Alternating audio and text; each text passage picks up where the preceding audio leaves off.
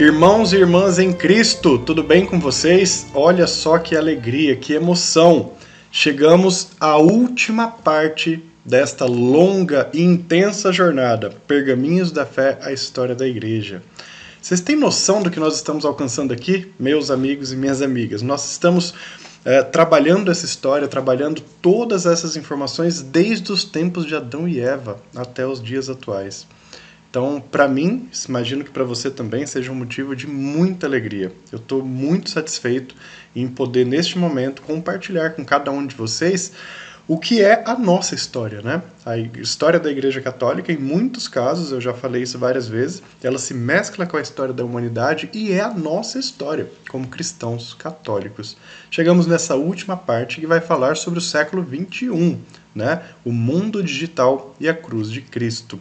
Relembro vocês pela última vez, né, sendo esse o vídeo de encerramento de toda essa jornada. Temos aí abaixo links importantíssimos, nosso ambiente de estudos, materiais em PDF para você baixar, os slides, tudo à disposição, tá bom? Então vamos lá. O ano em que isso está sendo gravado é 2026, então se nós já estivermos aí muitos anos à frente, sempre que possível farei algumas atualizações deste último vídeo, para que nós estejamos bastante antenados na vida e na jornada da nossa igreja neste século XXI. A igreja no século XXI. Vamos lá entender um pouquinho do contexto histórico e depois ver ali aquela linha cronológica dos principais eventos e acontecimentos que marcam a nossa igreja.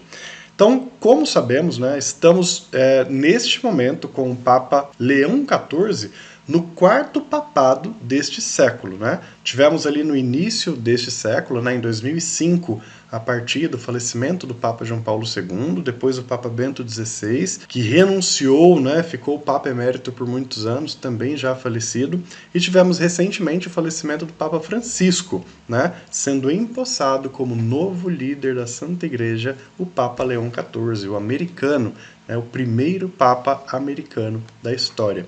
Então, no início do século XXI, a Igreja enfrentou mudanças sociais e culturais, reforçando sua missão evangelizadora.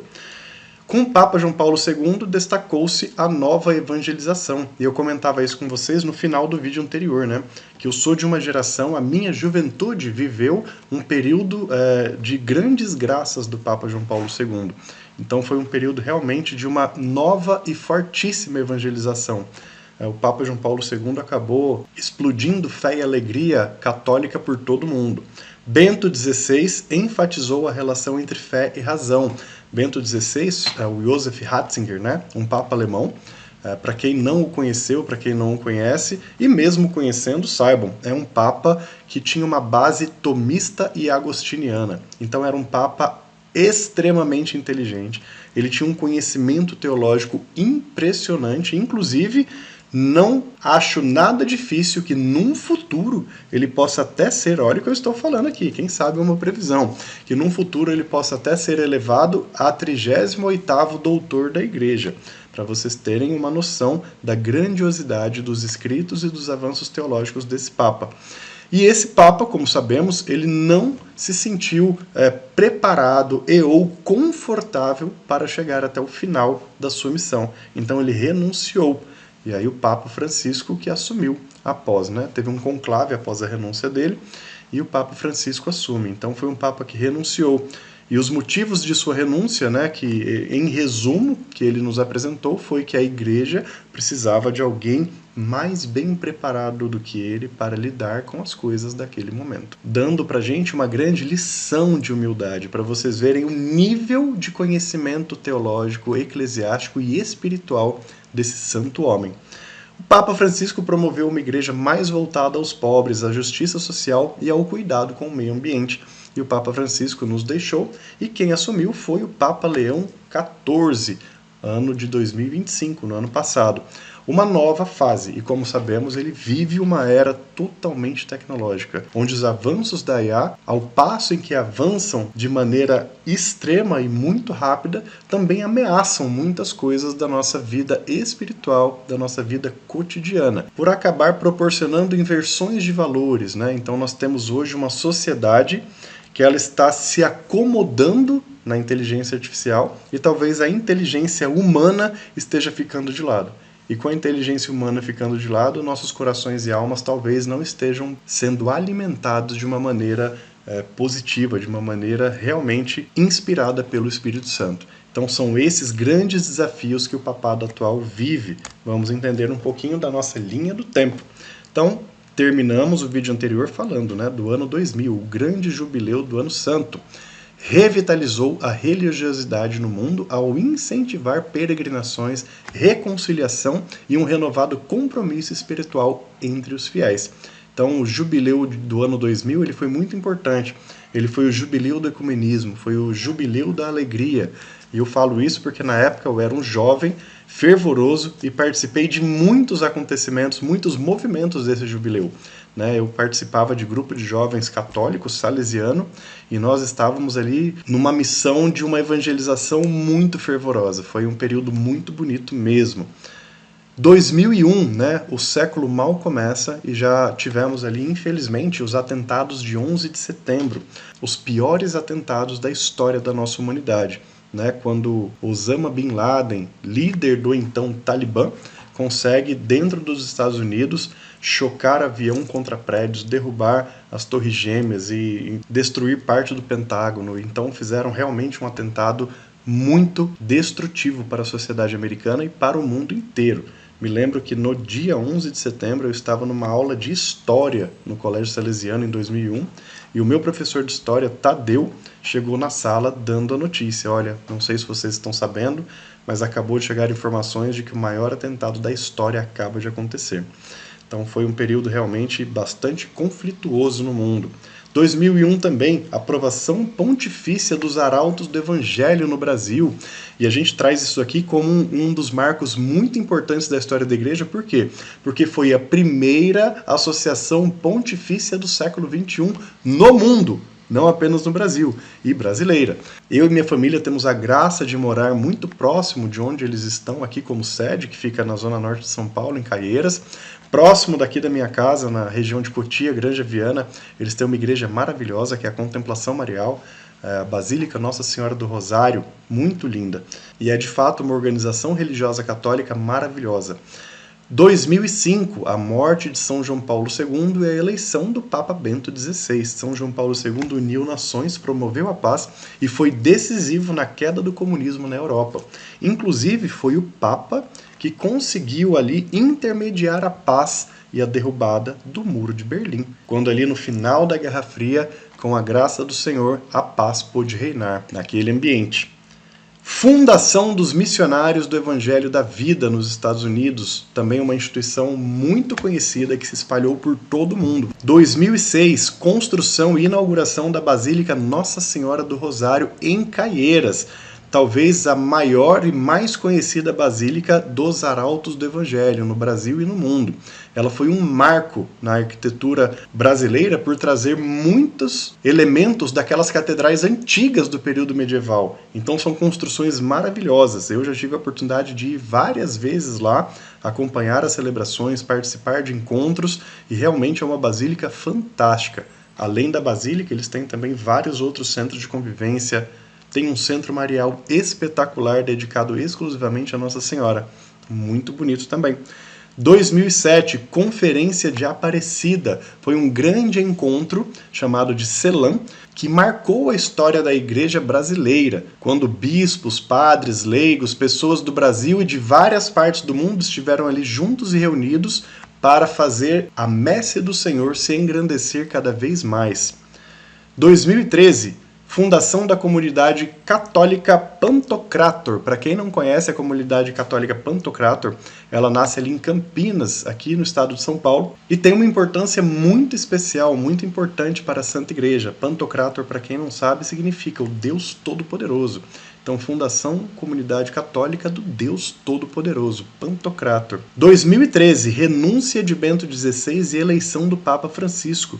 Gesto histórico de humildade ao renunciar, justificando que o declínio de sua força física e mental o impedia de exercer o ministério em um mundo de mudanças rápidas. Como eu falava no slide anterior, o Papa Bento XVI ele teve essa humildade generosíssima de compreender: eu não tenho mais condições de liderar a Santa Igreja no momento em que nós vivemos, né? Eu não tenho condições físicas, eu não tenho condições psicológicas, talvez mentais, de continuar exercendo o papado. E aí a gente tem a eleição do Papa Francisco, que ficou à frente da igreja por 12 anos, né? Anos maravilhosos. E aqui, 2 anos após a eleição do Papa Francisco, ele mesmo promulga, apresenta a encíclica Laudato Si.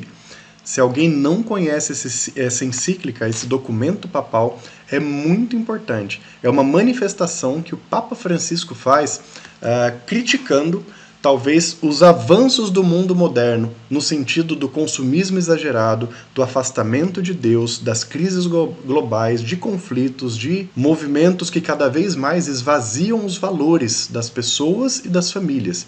Então, essa encíclica, ela foi de fato maravilhosa. Ela foi um marco para a igreja, porque a partir dela, muitos movimentos começaram a focar num retorno de uma vida espiritual mais simples, mais orgânica, mais próxima daquilo que Jesus nos apresenta, que é viver a espiritualidade nas coisas mais simples do nosso dia a dia. Então, essa encíclica, ela teve uma importância muito grande. Ela foi promulgada há mais de 10 anos já.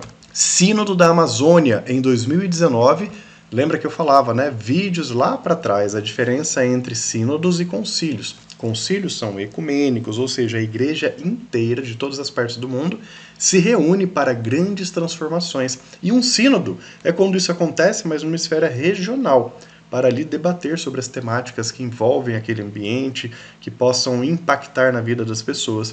2019 aconteceu um sínodo importantíssimo, foi o Sínodo da Amazônia. Não apenas brasileiros, mas vieram religiosos de várias partes da Amazônia Legal e de muitas partes do mundo para compreender o que estava acontecendo e como a igreja poderia melhor se posicionar naquele ambiente florestal amazônico. 2019, canonização de Santa Dulce, a nossa querida irmã Dulce dos pobres. O anjo bom da Bahia tornou-se símbolo universal de humanidade, assim como Madre Teresa de Calcutá, dedicando sua vida aos mais esquecidos, aos marginalizados. Então é uma grande santa da Igreja Católica, uma santa brasileira, baiana, que teve inclusive a felicidade de conhecer o Papa João Paulo II. Uma mulher maravilhosa. Eu tive a graça de, quando era jovem, ainda ver a irmã Dulce praticando toda a humildade, todas as maravilhas e generosidades que saíam daquele coração lindo e maravilhoso. 2020, pandemia da Covid-19, o coronavírus. Imagino que todos aí do outro lado saibam o que foi isso, de uma maneira bastante intensa, né? Trouxe medidas radicais para todo mundo, nós vivemos isolamentos por muito tempo, o que impactou fortemente também a evangelização, né? Todo aquele auxílio que a igreja poderia oferecer aos seus fiéis que estavam passando por talvez as situações mais difíceis de suas vidas, né? Nós vivemos um isolamento por algum tempo, por alguns anos, e dentro desse isolamento, nós como cristãos ainda tentamos articular da melhor forma possível o exercício da nossa fé, os sacramentos, os acontecimentos, as celebrações, as festividades, né? Em isolamento, a pandemia consolidou a digitalização da evangelização e o fortalecimento das igrejas domésticas. E de fato foi isso que aconteceu. Na minha casa, que é essa que eu estou gravando este vídeo aqui, nós tornamos a nossa casa um verdadeiro santuário mesmo, né? Nós tínhamos ali missa quase que diária, tudo pela televisão, acompanhando Canção Nova, acompanhando Padre Manzotti, tantos outros, né? Muitas missas que nós acompanhamos na época dos próprios arautos do Evangelho, maravilhosas. Então, a pandemia ela foi uma fase muito crítica e triste da nossa história da humanidade e que acabou trazendo um impacto na comunicação. Então, a digitalização da evangelização ela acabou sendo impulsionada nesse período, porque por pelo menos ali 2 a 3 anos nós ficamos reféns em nossos próprios lares. E a evangelização precisava continuar. E quem fez isso, quem nos permitiu isso, foi a internet. Então, foi um período realmente de grande transformação para a evangelização e a digitalização do mundo. 2020 também, em meio à pandemia acontecendo, funda-se no Peru uma instituição maravilhosa. Caso você não conheça aí do outro lado, recomendo que você conheça, que você entenda um pouco como ela funciona, como ela foi criada. Fraternidade Mariana da Reconciliação, nascida no Peru em plena pandemia. Em 2022, também ainda com pandemia na sua fase final de acontecimento, uma guerra horrível que dura até os dias de hoje, né? Estou gravando isso em 2026, guerra na Ucrânia. Rússia invade a Ucrânia com o objetivo de anexar várias regiões ao seu país, né? Tirar essas regiões da Ucrânia e anexar na Rússia.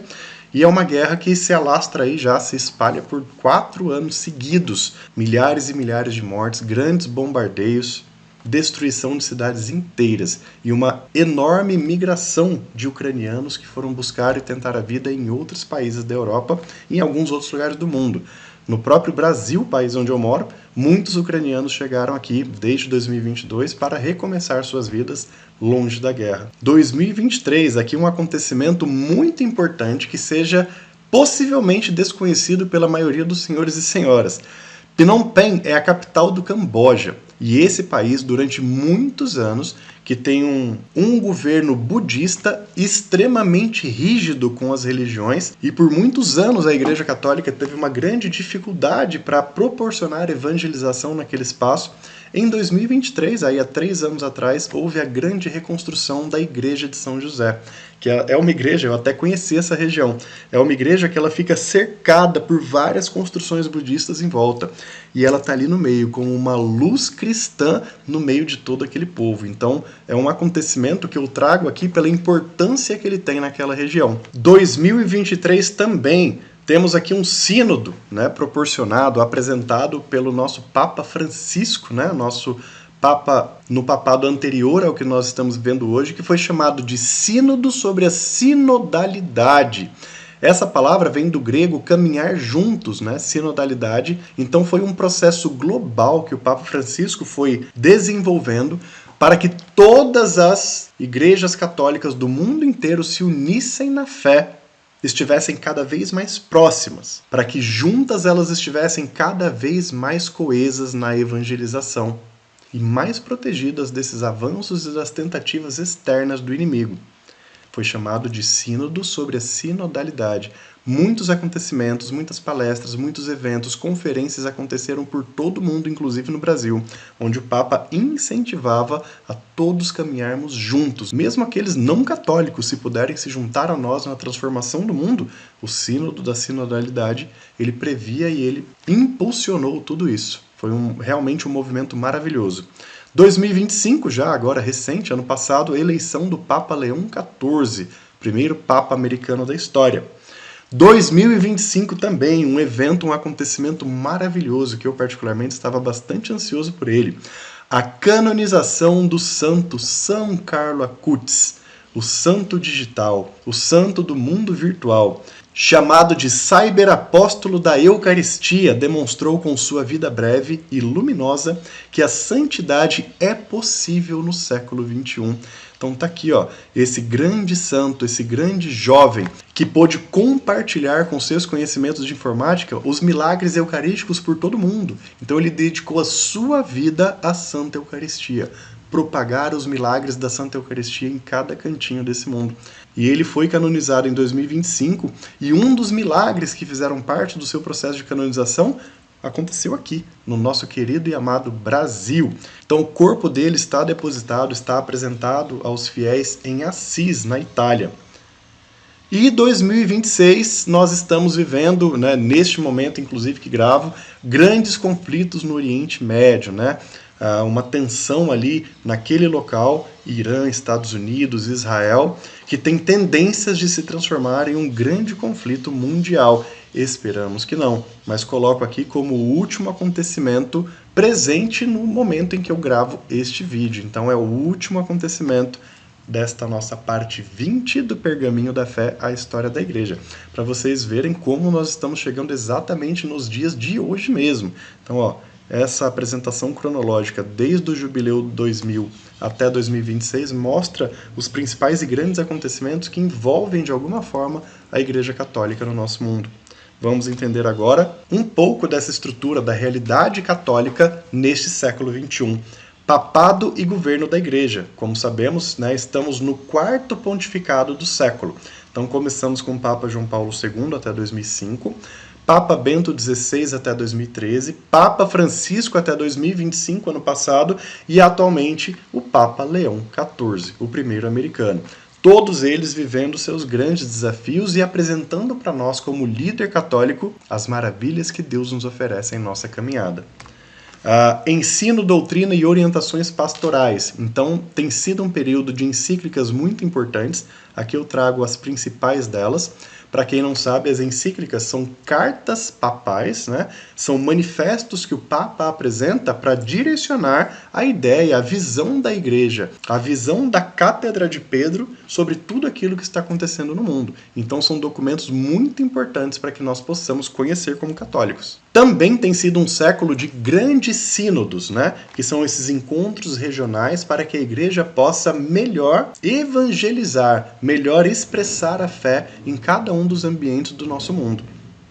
Então, sínodos da família, Amazônia, o sínodo da sinodalidade, promovem grandes debates e fazem com que a Igreja esteja sempre alinhada com a realidade daquilo que a gente vive em nossos ambientes, em nossas regiões, em nossas cidades.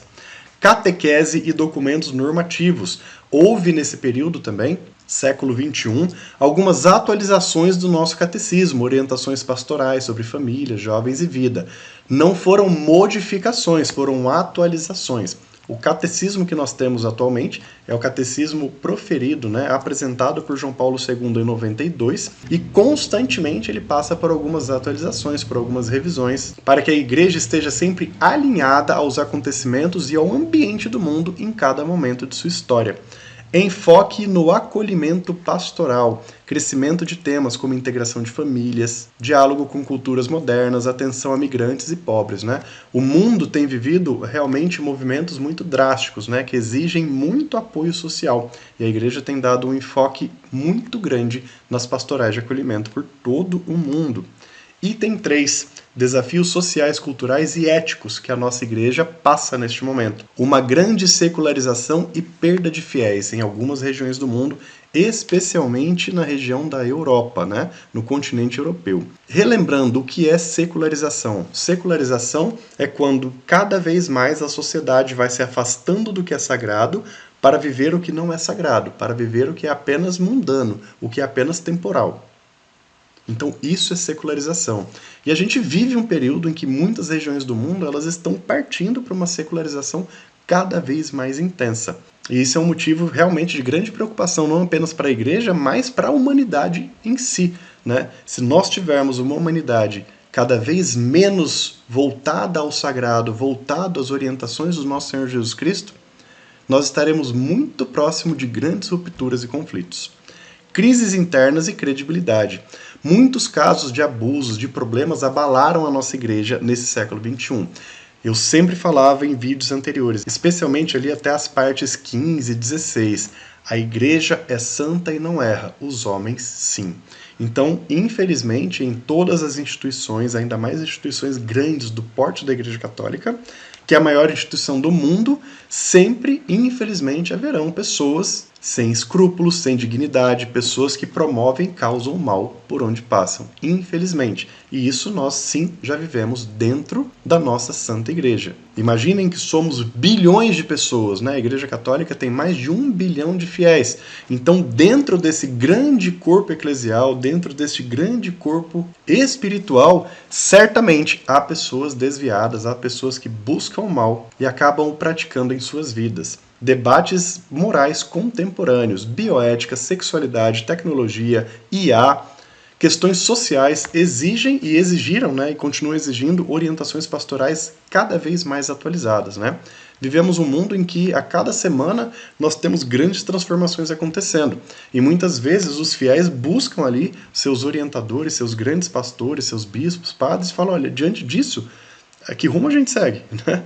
Então a Igreja ela tem constantemente atualizado e orientado a sua messe no caminho do sagrado. Relação com a sociedade global, crescente diálogo com governos, com ONGs, universidades e grupos sociais, sempre em defesa da dignidade humana. Então a Igreja ela tem um posicionamento social ainda muito forte e intenso, com a graça de Deus. Vida missionária e evangelização. Como a nossa Igreja está se posicionando neste século XXI em relação a isso. Nova evangelização digital.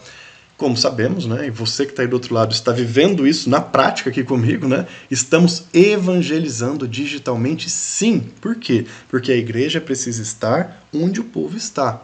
E o povo maciçamente está no mundo digital. Então nós temos aqui uma série de alternativas, estratégias, de materiais para poder fazer com que a evangelização nunca pare nas barreiras que o mundo traz. Então nós estamos aqui vencendo barreiras, ultrapassando paradigmas, para compartilhar com cada um de vocês aí do outro lado a história dessa santa instituição. Cá estamos, mais de 2.000 anos de história. Na verdade, mais de 6.000 anos de história se a gente for contar desde Adão e Eva até os dias de hoje. E imagino eu que pelas tendências que seguimos, cada vez mais a digitalização fará parte da nossa fé. Jornadas Mundiais da Juventude. Se você não teve a possibilidade de participar, mesmo que digitalmente de alguma, são maravilhosas. Eventos globais que fortalecem a identidade católica. A última que nós tivemos foi em Lisboa 2023 e já há uma próxima prevista para 2027, ano que vem, em Seul, na Coreia do Sul, a capital da Coreia do Sul, um país asiático amplamente católico, com uma fé fervente, espalhando pelo mundo muita evangelização e amor a Deus e a Nossa Senhora. Então a próxima Jornada Mundial da Juventude será em 2027 em Seul, na Coreia. Igreja nos continentes África e Ásia cresceram numericamente. A Europa, como eu comentei antes, apresentou declínio, né? Uma secularização cada vez mais intensa. E na América Latina, a cristandade vive constantemente uma competição com novos movimentos religiosos. E eu não diria que é uma concorrência, né? A gente não poderia dizer assim. Mas a cada dia novas e novas doutrinas religiosas, novas e novas igrejas nascem e elas vão criando cada vez mais estratégias para tentar tirar católicos de dentro das igrejas, né? Com promessas e mais promessas e mais promessas.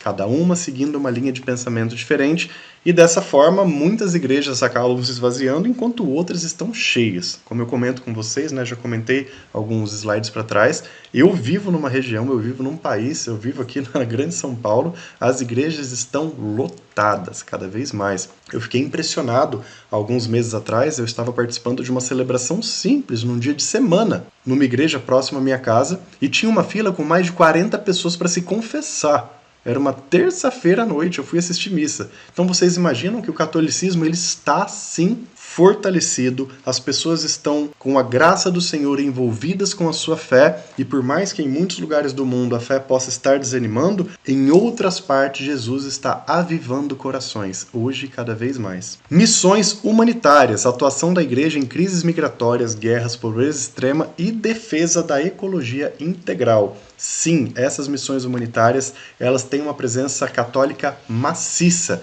especialmente nessas regiões de conflitos, de guerra, de grande migração, né? Não só o Brasil, mas vários outros países do mundo vivem um momento de acabar recebendo muitas pessoas buscando refúgio. E geralmente nesses pontos de entrada a Igreja Católica está presente, oferecendo dignidade a essas pessoas, né? Não interessa de onde você vem, somos todos irmãos e irmãs em Cristo. Ponto. Então essa é a posição da igreja. Sempre foi e continua sendo. Vida litúrgica, espiritual e comunitária. Reformas litúrgicas e normativas, especialmente alinhadas ao Concílio Vaticano II. Espiritualidade contemporânea com ênfase na misericórdia, com ênfase no cuidado dos corações das pessoas. Então a igreja ela tem trabalhado muito uma espiritualidade interior, talvez muito mais do que exterior. Novos movimentos e comunidades, e aqui tem uma palavra bastante interessante, movimentos laicais expandiram formação, missão, vida comunitária e ação social. O que é um movimento laical? É o movimento dos leigos. Então somos nós, como esse movimento que eu estou fazendo aqui com você, de compartilhar o evangelho, de compartilhar a história da igreja, mesmo sendo um leigo. Um leigo é aquela pessoa que participa do ambiente comunitário da igreja sem ter uma vida religiosa consagrada, sem ser um irmão, uma irmã, uma freira, um padre, um bispo, né? Então nós somos leigos, somos as pessoas comuns da igreja, se assim a gente pode dizer. Mas mesmo comuns, estamos nos organizando em muitos movimentos, né? Eu faço parte de alguns desses movimentos e me reúno com amigos, com a minha família, para podermos praticar o bem católico juntos, a humanidade. Participação dos leigos, maior envolvimento de leigos em conselhos paroquiais, ministérios, catequese, pastorais, comunicação e caridade. E de fato essa é uma transformação que ela vem numa crescente cada vez mais intensa, né? Em tempos passados, os leigos eles não participavam de tantas funções dentro do ambiente eclesiástico. Hoje os leigos eles já têm uma participação muito intensa, né? Eu, por exemplo, nos últimos 10, 20 anos tenho vivido intensamente muitas funções, cargos dentro de igrejas, de pastorais, coordenação, responsabilidades e tudo, né? Funções essas que anteriormente elas estavam muito mais envolvidas com aqueles irmãos consagrados, com os religiosos. Então os leigos eles têm assumido cada vez mais um papel transformador na nossa igreja crescente. E por último, nessa apresentação da realidade da Igreja Católica nos dias de hoje, pleno século XXI, ecumenismo, diálogo e diplomacia. Então nós vivemos uma era de um diálogo amplo com outras igrejas cristãs, em especial avanços com ortodoxos, protestantes, anglicanos, em temas diversos, especialmente voltados à dignidade do ser humano. Falava isso para vocês, né, que a igreja tem estado muito aberta às relações ecumênicas. Todos cremos no mesmo Cristo, por mais que tenhamos doutrinas diferentes, bastante diferentes, mas cremos que Jesus Cristo é Deus. E isso por si só já nos movimenta. Relações interreligiosas, né? Que são aquelas relações aí com outras religiões que não são cristãs. Estamos falando de muçulmanos, judeus, budistas, hindus, dentre várias outras aí denominações. Então essas relações interreligiosas que são expressas aqui, ó, por essa imagem, né? Você tem o globo terrestre aqui com símbolos de várias religiões, né? E essas relações elas têm sido também crescentes, né? Hoje não é muito raro, não é muito difícil, nós vemos o Papa se encontrando com líderes dessas outras religiões, apertando as mãos, compartilhando conhecimentos e até praticando a fé em conjunto, o que eu acho maravilhoso. Movimentos como os focolares proporcionaram tudo isso.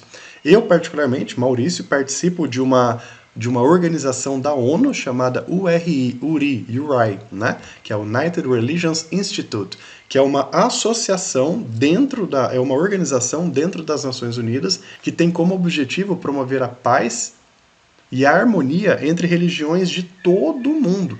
Então eu participo de fóruns, de debates, muitas vezes mando até meus materiais e tal, e essas pessoas elas compartilham conosco o conhecimento delas e como nós podemos crescer juntos. E eu acho isso fantástico. Sou um católico convicto, porém respeitando as outras profissões de fé. Papel diplomático do Vaticano neste período, século XXI. O Vaticano tem atuado de maneira muito intensa na mediação de muitos conflitos que o mundo vive, né? Então, tanto mediando conflitos, buscando a paz, defendendo direitos humanos, apoiando refugiados, dialogando com grandes nações, né, que têm aí capacidades mais intensas e mais poderosas de tomadas de decisões a nível global. Então a igreja ela tem vivido um momento bastante diplomático. O Papa atual que nós temos, por exemplo, o Papa Leão XIV, ele tem recebido muitos e diversos líderes, seja católicos ou não, dentro do ambiente do Vaticano, para aproximar-se dessas pessoas, para que todos possam lutar pela paz, que é tudo aquilo que nós buscamos com a nossa vida religiosa católica.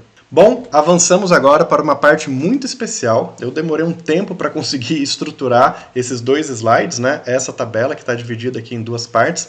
E ela vai nos mostrar alguns números, algumas informações sobre a nossa igreja hoje, neste ano que eu estou aqui gravando este vídeo, 2026. Olha o tamanho da dimensão da Santa Igreja de Jesus Cristo. 1,4 bilhão de católicos batizados. Segundo um estudo, né, um censo que a Igreja Católica faz de tempos em tempos, não há uma periodicidade exata, né? No ano tal ela faz, no ano tal. Faz quando tem a possibilidade de fazer.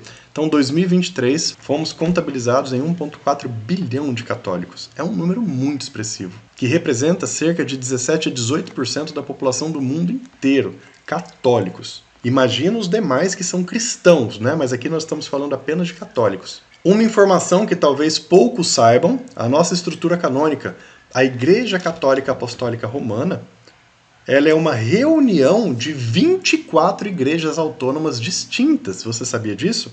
Uma igreja latina e 23 igrejas católicas orientais, que são igrejas que vêm acompanhando-nos na história desde os tempos medievais, muitas delas.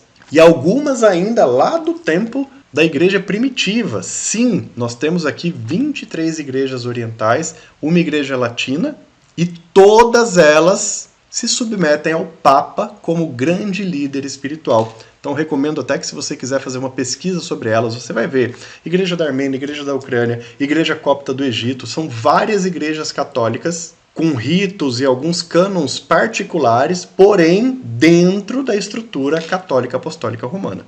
E eu acho isso maravilhoso. Circunscrições eclesiásticas. O que é isso? São os pontos onde nós temos alguma grande gestão católica pelo mundo, seja uma diocese, uma arquidiocese, uma eparquia, uma prelazia, como é o caso ainda de muitas estruturas pelo mundo. Aproximadamente 3.172 jurisdições. O que é uma jurisdição? É algum lugar onde a igreja tem a capacidade de julgar as questões religiosas. Por isso se chama jurisdição. É alguma entidade católica, seja diocese, arquidiocese, que tem a possibilidade não apenas de oferecer os sacramentos, mas também de regrá-los no dia a dia daquele ambiente, daquela comunidade. Paróquias e centros pastorais, aproximadamente 225 mil paróquias no mundo, fora comunidades vinculadas às paróquias, né? Como vocês sabem, nós temos uma estrutura bastante simples, né? Nós temos as comunidades de bairro, essas comunidades são vinculadas a uma paróquia, que tem um pároco e às vezes um vigário, um assistente. Várias paróquias se ligam a uma diocese, várias dioceses se ligam a uma arquidiocese, todas essas arquidioceses se ligam ao Vaticano. Essa é a nossa estrutura, de uma maneira bem simples e prática. Então, se nós temos 225 mil paróquias, imagina comunidades, imagina pequenas igrejinhas e capelas espalhadas por aí. Milhões, muito provavelmente. Nossa chefia suprema é pelo bispo de Roma, o grande sucessor de Pedro, apenas um chefe supremo, mesmo tendo 24 igrejas autônomas. Governança central. Hoje nós temos aproximadamente 200 cardeais, que são aqueles que podem votar e alguns não. Maurício, por que tem cardeais que não são eleitores? Porque tem cardeais que eles têm a titulação de cardeal, mas eles exercem algumas funções acessórias ao Vaticano, né? Então são cardeais que eles não têm direito a voto. Inclusive alguns patriarcas, né, de igrejas orientais, alguns podem votar, outros não, a depender das funções que desempenham. Então esse número pode variar de ano a ano, mas são aproximadamente 200 cardeais. Dos que votam na última eleição, se eu não me engano, foram mais ou menos uns 140, alguma coisa assim. Há aproximadamente 5.300 bispos pelo mundo. Meu Deus, é muito bispo. Você imagina a quantidade de padres? Tem aqui embaixo uma estimativa, né? Isso daqui vem tudo de 2022 até 2023. Aproximadamente 408 mil padres, revelando até uma leve queda nos últimos anos, proporcionalmente à população mundial, né? Então, sempre que há um aumento ou uma queda, não é exatamente do número absoluto, mas é do percentual em relação à população do mundo e em relação à população de católicos, né? Então, nós temos hoje aproximadamente aí 408 mil padres pelo mundo. Diáconos permanentes, aproximadamente 49 mil diáconos. Sejam diáconos de uma vida civil comum, né, aqueles que são casados, ou diáconos religiosos, que estão aguardando o momento da sua ordenação sacerdotal. Vida consagrada, ali no item 10, centenas de milhares de membros, sejam freiras, irmãos religiosos. O número tem tendência de queda em vários continentes, embora ainda seja muito expressivo. E é impossível se estimar um número exato, né? Só se sabe que são centenas e centenas de milhares. E a cada dia, novas dezenas e centenas de vidas religiosas são consagradas a Jesus Cristo e a Nossa Senhora, com as graças de Deus. E aqui eu falei que a tabela era dividida em duas partes, algumas informações que ajudam a gente a entender ainda mais como a igreja é no dia de hoje. Fiéis leigos organizados, que somos nós, milhares de movimentos eclesiais, né? Aqui falando dos organizados, né? Porque a gente viu que a nossa igreja tem 1,4 bilhão de fiéis, mas muitos desses, alguns milhares, se organizam em movimentos, o que mostra que cada vez mais os leigos têm uma participação muito importante dentro do ambiente eclesial. Ação social e educativa, cerca de 5 mil hospitais pelo mundo, 10 mil orfanatos, 95 mil escolas de ensino fundamental, 47 mil escolas de ensino médio sob responsabilidade católica no mundo. Vocês entendem a ação e a importância social da Igreja Católica ao longo dos séculos? E aqui abaixo nós temos várias informações que são mais qualitativas, descritivas, que eu vou recomendar que você leia por curiosidade e por apropriação deste conhecimento, para que a sua fé possa estar cada vez mais atualizada naquilo que a igreja é nos dias de hoje. Vamos avançar. Papas e governantes influentes deste período, século XXI. Alguns com atitudes muito boas e altruístas para o mundo, outros com atitudes péssimas e que levam o mundo para constantes tensões, infelizmente. Um deles, Vladimir Putin, o presidente russo, que está aí há mais de 20 anos no poder e que constantemente cria instabilidades por todo o mundo, sempre gerando conflitos, desconfianças, trazendo uma grande instabilidade militar e social para o nosso mundo. Outros nomes muito importantes, né? Presidente americano George Bush, que foi o presidente que estava no comando dos Estados Unidos quando os Estados Unidos foram atacados, né? Naqueles atentados pelo Talibã. Papa Bento XVI, Angela Merkel, que foi uma chanceler alemã muito importante, ficou, olha, quase 20 anos à frente do governo alemão. Barack Obama, que foi um presidente americano absurdamente íntegro, um cara espetacular, um grande estadista. Xi Jinping, que é o presidente da China nos últimos 15 anos aproximadamente, que é o maior país comunista ainda hoje, porém um comunismo aberto, né? Então, no governo de Xi Jinping, a Igreja Católica passou por alguns problemas, mas há uma relativa estabilidade religiosa naquele país. Papa Francisco, nosso querido Papa Francisco, Donald Trump, que já está sendo presidente dos Estados Unidos pela segunda vez, né? Ele teve um mandato alguns anos atrás e atualmente ele é o presidente dos Estados Unidos neste momento. É um governante que está incitando muitos conflitos pelo mundo afora. Emmanuel Macron, presidente da França. Volodymyr Zelensky, que é o presidente da Ucrânia, que tem resistido firmemente às investidas russas de tomada de territórios. Então, esse é um homem muito importante na dinâmica mundial atual. Para quem não sabe, ele era um ator de comédia, né? Um ator muito conhecido na Ucrânia, que chegou até o cargo de presidente, uma votação expressiva que a Ucrânia teve, e que justamente quando ele assume o poder, apenas uns 2 anos depois, a Rússia invade a Ucrânia e tenta anexar vários territórios. Kim Jong-un, que é o líder da Coreia do Norte, um país extremamente fechado, comunista, e é um grande perturbador da humanidade, né? Sempre foi e sempre será um grande perturbador da humanidade, sempre incitando conflitos, guerras, apresentando seu poderio militar, fazendo testes com ogivas, né? Realmente um homem, um cidadão bastante complicado para a nossa estabilidade e a nossa alegria neste mundo.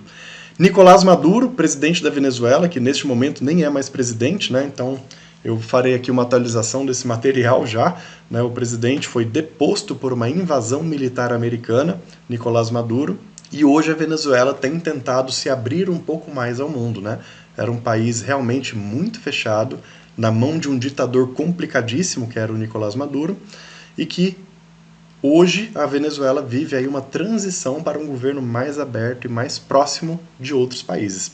E por último ali, o nosso querido e atual Papa Leão XIV, um grande homem, um santo aqui na Terra para nós, que tem feito um trabalho maravilhoso à frente da Igreja Católica, de muita diplomacia, de muita harmonia com todos os povos e com grandes desafios de hoje para o futuro, né? Especialmente no mundo digital, no mundo de inteligência artificial. Ele realmente tem grandes desafios pela frente.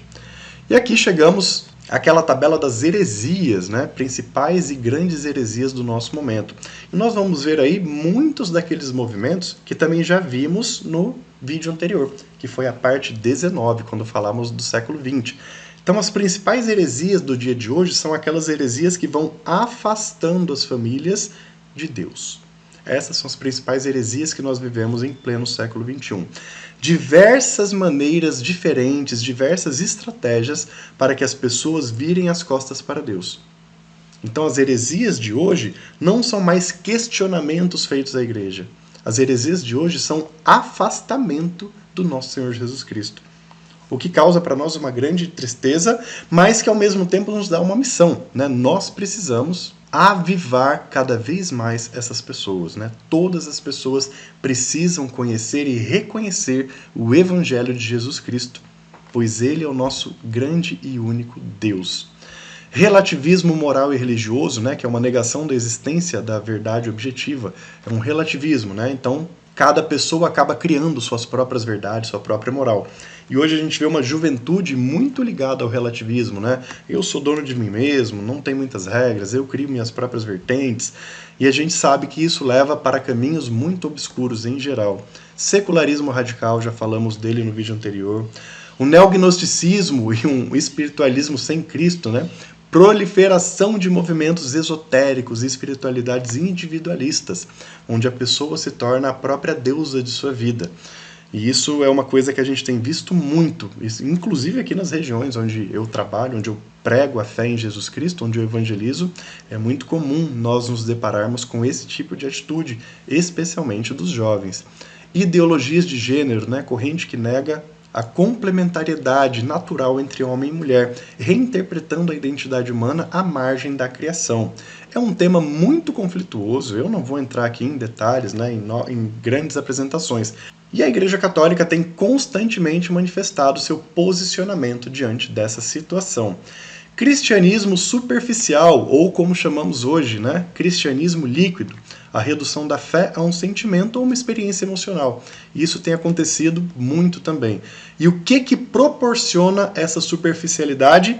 Falta de conhecimento, falta de informação. A ausência de uma base de conhecimentos teológicos mínimos, como esses aqui que a gente está compartilhando, né? Então as pessoas acabam interpretando a fé à sua própria visão. Então elas acabam relacionando a fé a um sentimento, fechar o olho, se arrepiar e chorar. Tem uma fé extrema, né? Então a gente vê isso bastante, inclusive dentro da própria Igreja Católica, o que para nós é algo bastante preocupante, porque para uma pessoa ter fé verdadeira, ela precisa conhecer aquilo que ela tem fé.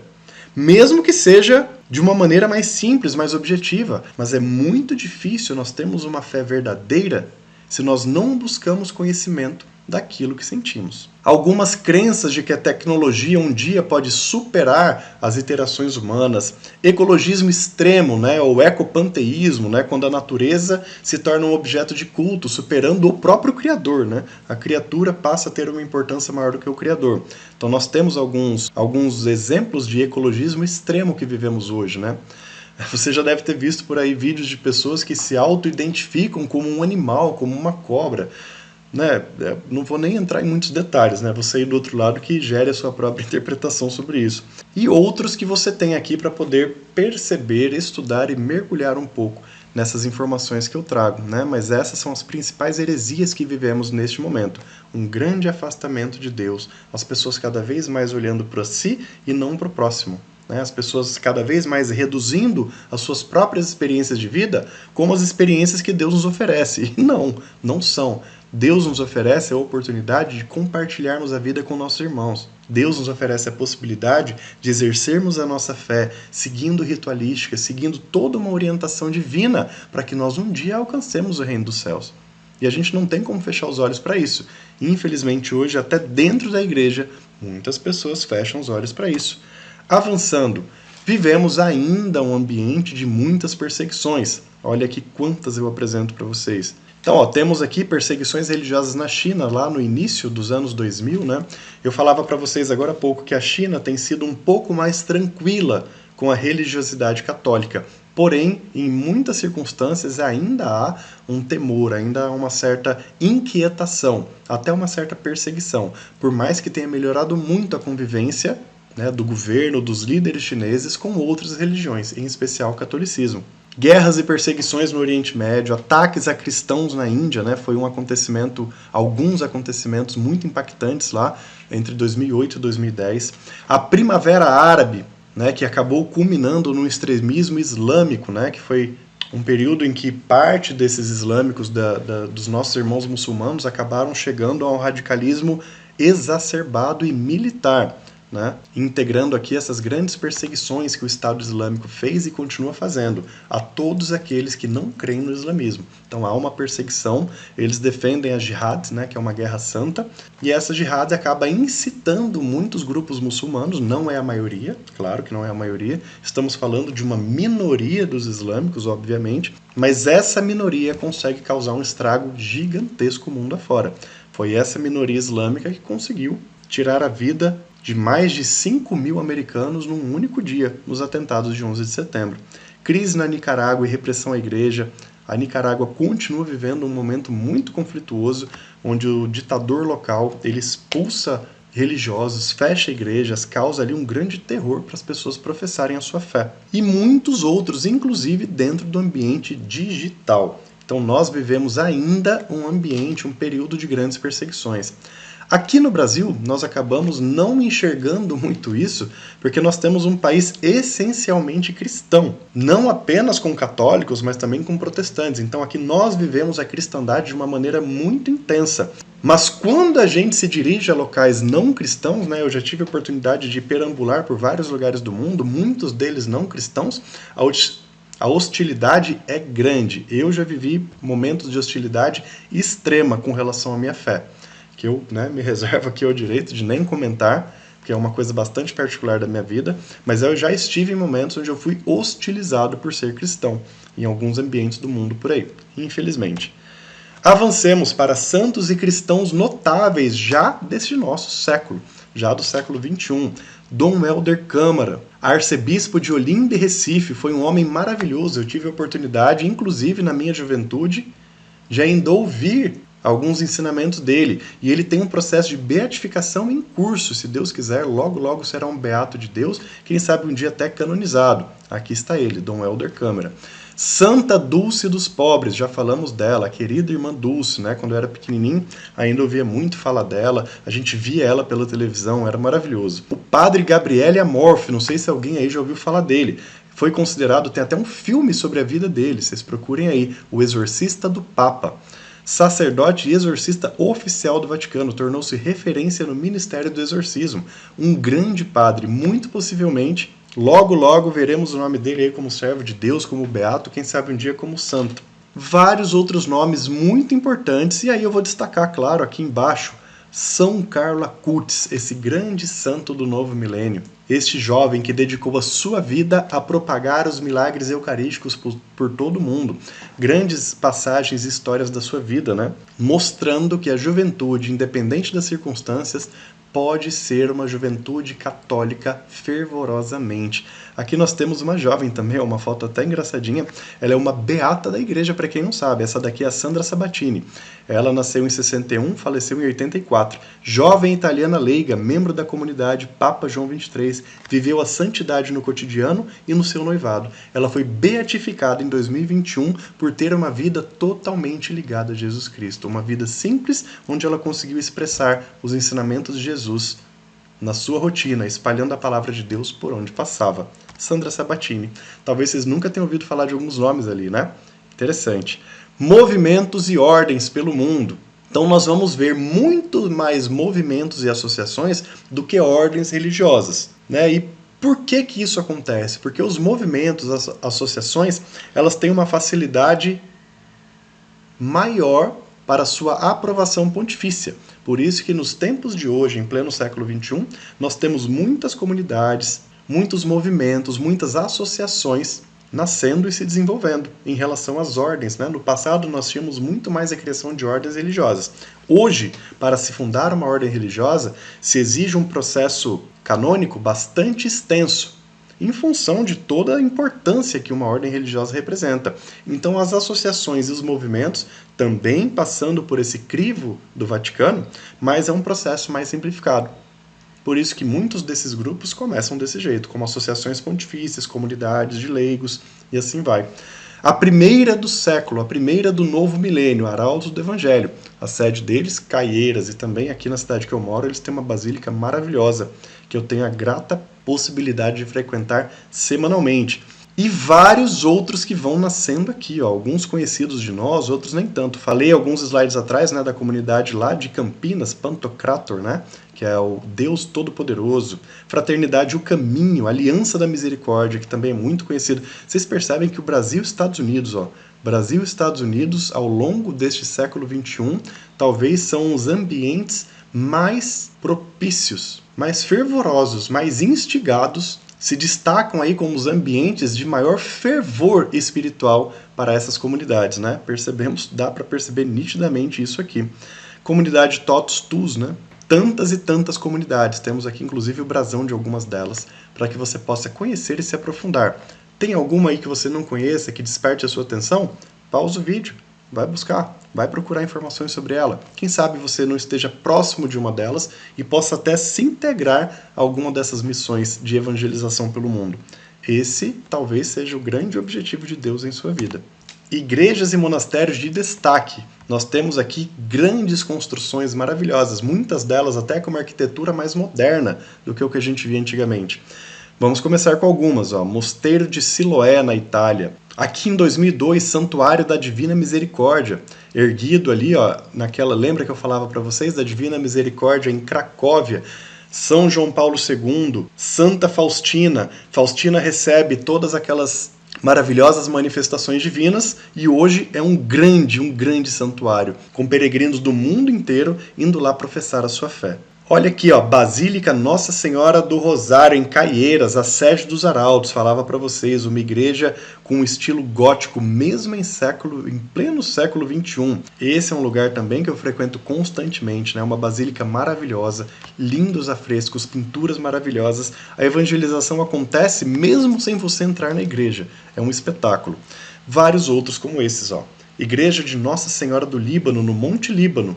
Olha só a igreja que fizeram para Nossa Senhora do Líbano, no alto de um monte próximo a Beirute, lá naquele país lindo que faz divisa com Israel. Então nós vemos aqui grandes construções maravilhosas, todas erguidas para a alegria e glória do Senhor. Graças a Deus. Aparições marianas. Nós não temos, nesse século XXI, nenhuma aparição ainda reconhecida pela igreja, mas temos algumas em estudo. Trago aqui para vocês conhecerem, uma na Alemanha, uma na Ucrânia. E aqui tem as breves explicações sobre como essas aparições se manifestaram e até algumas imagens aqui dos locais, né, onde tudo aconteceu. Essa daqui, inclusive, é a Manuela Strack, né, a alemã, que teve aí as visões de Nossa Senhora. E aqui o local, que hoje já é um santuário, ali, um grande centro de peregrinações na Ucrânia, onde Nossa Senhora teria aparecido a duas crianças, tá aqui, Olena e Mariana, de 10 e 9 anos. Então elas tinham visto ali uma bela senhora, e naquele local da aparição já é construído, já foi erguida uma capela maravilhosa que recebe fiéis de todo o mundo. E aqui, meus queridos, minhas queridas, nós chegamos ao final da parte 20, ou seja, ao final também de todo o pergaminho da fé, essa grande e longa caminhada que nós fizemos pela história da Santa Igreja Católica. Nós terminamos sempre as nossas partes, né, cada item do estudo, com os paralelos históricos, os quadros aqui, as tabelas para você compreender o que acontecia no mundo, o que acontece no mundo, enquanto a igreja caminha em cada período. E também temos aqui a nossa grande tabela de fatores positivos e negativos de todos esses acontecimentos que de alguma forma impactam, envolvem a Igreja Católica. Então eu gostaria neste momento de agradecer enormemente a sua presença. Se você está apenas nesse vídeo, recomendo que você vá lá para o começo e faça toda a jornada conosco. Mas para mim foi um motivo e é um motivo de grande alegria espiritual, especialmente, estarmos juntos, pois talvez a minha grande missão de vida, como católico, é compartilhar as coisas sagradas, tornando as coisas complexas em uma informação mais suave, que possa estar acessível à mente e ao coração de todos aqueles que têm Jesus Cristo como único e santo Deus, e a Virgem Santíssima como nossa mãe. Então espero que todas essas informações façam diferença na sua vida, te tragam um grande crescimento espiritual. E se você quiser, tiver interesse e curiosidade, você vai poder rever sempre que quiser cada uma dessas partes. Peço que você propague essa mensagem pelo mundo, né? Olha, existe um estudo da nossa igreja que é muito prático, que é muito fácil e que está acessível a toda e qualquer pessoa. Você dessa forma está ajudando não apenas o nosso projeto, o Pergaminho da Fé, mas em especial está ajudando a própria Santa Igreja a ter fiéis cada vez mais preparados para viver a vida em Cristo. Então, neste momento e pela última vez neste projeto, desejo a cada um de vocês que as bênçãos de Deus recaiam sobre você, sobre sua família, seus amigos, todos aqueles que fazem parte da sua vida, e que Nossa Senhora sempre seja a nossa intercessora junto ao seu Filho Jesus, acalentando nossos corações e trazendo paz e amor em nossas vidas. Estou aqui sempre à disposição de todos vocês. Tchau, tchau!